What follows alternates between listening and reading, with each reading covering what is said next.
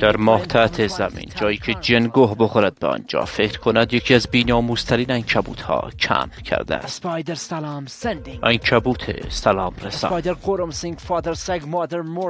این عنکبوت پدر سگ مادر مرده قرمساق زمین را حفاری کرده و به انتظار طعمه می‌شیند.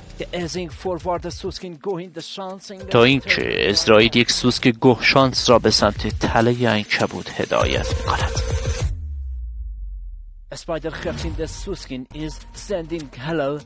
همانطور که ملاحظه کردید با یک حرکت پشم ریزون سوسک را خفت کرده و بلافاصله به مادرش سلام میرساند. روند سلام رسانی عنکبوت امننه تا سیر شدن شکمش ادامه خواهد داشت. او با استفاده از این تکنیک خواهر مادر تمام حشرات را با یکدیگر ترکیب می‌کند.